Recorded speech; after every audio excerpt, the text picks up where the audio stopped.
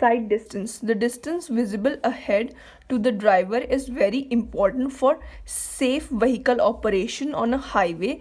Side distance is the length of road visible ahead of the driver at any instance. ठीक है, side distance क्या होता है? एक रोड पे जितना डिस्टेंस रोड की एक तरह से जितनी लेंथ विजिबल होती है उसी को साइड डिस्टेंस कहेंगे. ये यहाँ पे डायग्राम दिखाई हुई है. ठीक है. Types of side distance. Stopping sight distance होता है एक, उसी को हम एब्सोल्यूट मिनिमम साइड डिस्टेंस भी बोलेंगे. सेफ ओवरटेकिंग साइड डिस्टेंस, जिसको पासिंग साइड डिस्टेंस बोलेंगे. Safe side distance for entering into uncontrolled intersections. ठीक है. और हम पहले करते हैं सबसे पहले stopping sight distance. Stopping sight distance से इतना तो नाम से ही पता चल रहा है कि रुकना पड़ेगा, मतलब ब्रेक अप्लाई करेंगे और कोलिजन हुए बगैर रोकना है हमें अपनी व्हीकल्स को, जो भी हम जिस पे भी जा रहे हैं. The minimum distance visible to a driver ahead available on a highway. जितना मिनिमम डिस्टेंस जो विजिबल है एक ड्राइवर को हाईवे पे at any spot should be of sufficient length to safely stop a vehicle traveling at design speed without collision with any other obstruction. किसी भी obstructions के साथ, किसी भी obstruction के साथ collision हुए बगैर हम एक safely एक अपनी वो जो vehicle है उसको stop करें, जो minimum distance उस चीज़ को रोकने में या अपनी vehicle को या कुछ भी बस है कार है जो भी है जितना distance तक हम उसको रोक पा रहे हैं उस distance को कहेंगे स्टॉपिंग साइड डिस्टेंस. जितना डिस्टेंस विजिबल है, ठीक है, मिनिमम डिस्टेंस जो है ऑब्स्ट्रक्शन से जितना हमें विजिबल है. For measuring the stopping sight distance IRC have suggested the height of eye level of a driver is 1.2 meter and the height of object as 0.15 meter above the road surface. ठीक है. एक stopping sight distance को measure करने के लिए IRC Indian road Congress जो है उन्होंने सजेस्ट किया हुआ है कि height of eye level of driver जो है 1.2 मीटर होनी चाहिए और ऑब्जेक्ट की 0.15 मीटर होनी चाहिए अबव द रोड सरफेस.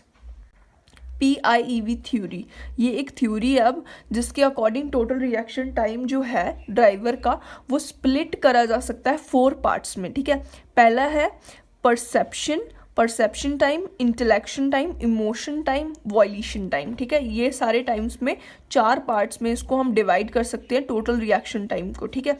तो ये क्या क्या होते हैं? परसेप्शन टाइम क्या हो गया? Time required for the sensations received by the eye और ear of the driver to be transmitted to the brain through the nervous system and spinal cord.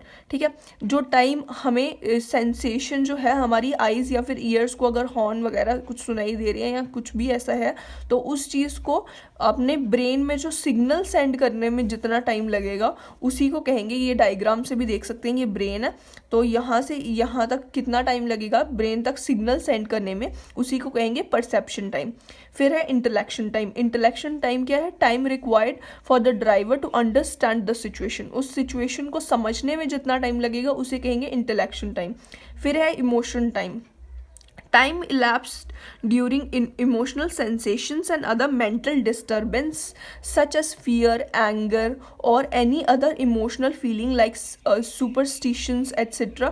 with reference to the situation. Situation के हिसाब से कैसी आपको आपके दिमाग में चीज़ें चल रही हैं, कभी कभी डर लगता है या गुस्सा आएगा या कुछ ऐसा कुछ आपके दिमाग में जो इन सब चीज़ों को बारे में सोचने में या आपको कैसी उस टाइम पे इमोशंस आपकी हैं उस चीज़ में जो टाइम लग जाएगा उसी को कहेंगे इमोशन टाइम. ठीक है. फिर आता है violation time. Time taken by the driver for final action such as break application. जो फाइनल एक्शन जो वो लेते हैं और उस चीज़ में जो टाइम लग जाएगा उसको बोलेंगे वॉल्यूशन टाइम. ठीक है. और वो जो है वो हो सकता है कि हम ब्रेक अप्लाई कर रहे हैं फाइनल एक्शन में, हो सकता है स्पीड कम कर सकते हैं, कुछ भी कर सकते हैं, तो वो जो टाइम होगा उसको कहेंगे वॉल्यूशन टाइम. अब सेकेंड फैक्टर है स्पीड ऑफ व्हीकल. स्पीड जो है स्टॉपिंग डिस्टेंस मतलब डायरेक्टली डिपेंडेंट है स्पीड पे. जितनी ज़्यादा स्पीड होगी उतनी ज़्यादा स्टॉपिंग साइड डिस्टेंस होगा. ठीक है. मतलब कि स्पीड ज़्यादा होगी तो स्टॉपिंग साइड डिस्टेंस ज़्यादा होगा और स्पीड कम होगी तो स्टॉपिंग साइड डिस्टेंस भी कम होगा. During the total reaction time of the driver the distance moved by the vehicle will depend on the speed.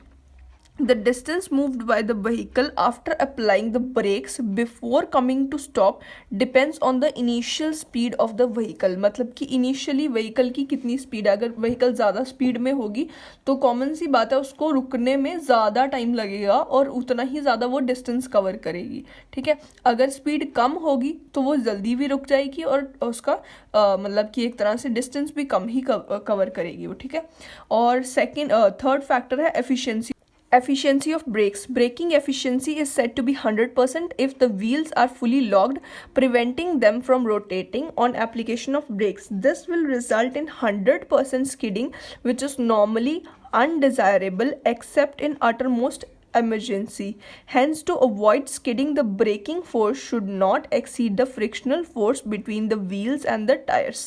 ठीक है, स्किडिंग होगी अगर जो ब्रेकिंग एफिशिएंसी है वो 100% कब होती है, जब व्हील्स जो होंगे वो पूरी तरह से लॉक्ड होंगे और एकदम से जो ब्रेक है वो एकदम से अप्लाई करने पे ही लग जाएगी तो स्किडिंग होगी, ठीक है। एक तरह से मतलब बैलेंस बिगड़ेगा और वो एक तरह से अनडिज़ायरेबल होता है, ठीक है।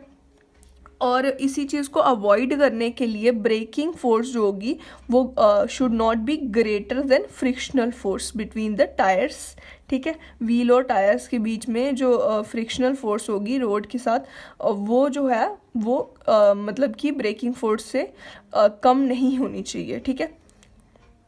Frictional resistance between road and tires. The frictional resistance developed between road and tires depends upon the skid resistance of the coefficient of friction F between the road surface and the types of the vehicle, ठीक है। मतलब कि ये depend किस पे करेगी, upon the skid resistance और the coefficient of friction. Friction coefficient पे डिपेंड करेगी फ्रिक्शन, ठीक है, और स्किड रेजिस्टेंस पे डिपेंड करेगी.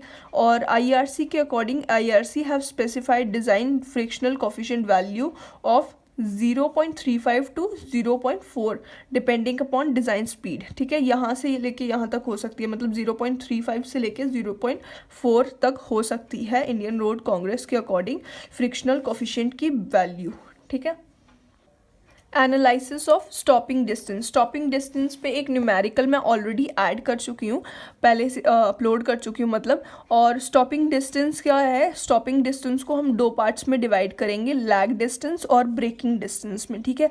लैग डिस्टेंस जो होगा मतलब कि टीआरटी टोटल रिएक्शन टाइम जो है उसके टाइम पे लैग डिस्टेंस होगा. Braking distance travelled after application of brake. Brake apply करने के बाद जो टाइम होगा उसी को बोलेंगे ब्रेकिंग डिस्टेंस, ठीक है. फिर उसके बाद जो लैग डिस्टेंस है, लैग डिस्टेंस की value we T, small we T है ये, ठीक है. स्मॉल वी यहाँ पे क्या है, मीटर पर सेकंड में है, और टी है टाइम, ठीक है. और ये जो है बिगर वी है, ये है किलोमीटर पर आवर में, ठीक है. इसीलिए इसको हम कैपिटल वी से डिनोट करेंगे. ये दो फॉर्मूले हैं इसके, लैगिंग डिस्टेंस के, लैग डिस्टेंस के, स्मॉल वी इंटू टी या फिर 0.28 कैपिटल वी इंटू टी, ठीक है, ये फॉर्मूला. और ब्रेकिंग डिस्टेंस के लिए क्या है, small we square upon 2GF, या फिर अगर कैपिटल वी के फॉर्म में चाहिए तो capital V square upon 254F, ठीक है. और इसी तरीके से दो फार्मूला बन जाएंगे ये SSD के, या कि स्टॉपिंग साइड डिस्टेंस के, small v into T plus small v का square upon 2GF is equals to, या फिर ये एक फार्मूला होगा, या फिर होगा 0.278 capital V into T plus capital V square upon 254F. मतलब इन दोनों का सम जो होगा, lag distance plus braking distance, ठीक है, ये दोनों हो जाएगा, इन दोनों का सम हो जाएगा स्टॉपिंग साइड डिस्टेंस के बराबर. अगर ग्रेडियंट, ये तो हो गया जब ग्रेडियंट नहीं दिया होगा. अब ग्रेडियंट का इफेक्ट क्या पड़ेगा, जब ग्रेडियंट दिया होगा तो उसको हम इस तरीके से पुट करेंगे यहाँ पे एफ के साथ. यही फॉर्मूला पूरा सेम टू सेम, एफ के साथ ब्रैकेट लगा लेनी है, एफ को अंदर ले लेना है ब्रैकेट के इस तरीके से, प्लस इसमें प्लस माइनस 0.01 n, और इसमें भी बिल्कुल वैसे ही. और n किस में होगा, n परसेंटेज में डायरेक्टली आपको दिया होगा, उसी तरीके से लिख देना है यहाँ पे डायरेक्टली इसको, और अप्लाई कर देना है, और उसी से हमें वैल्यू मिल जाएगी स्टॉपिंग साइड डिस्टेंस की, ठीक है. इसके रिलेटेड एक और न्यूमेरिकल मैं अपलोड कर दूंगी. पहले मैं एक और, मतलब एक पहले से मैंने अपलोड किया हुआ है.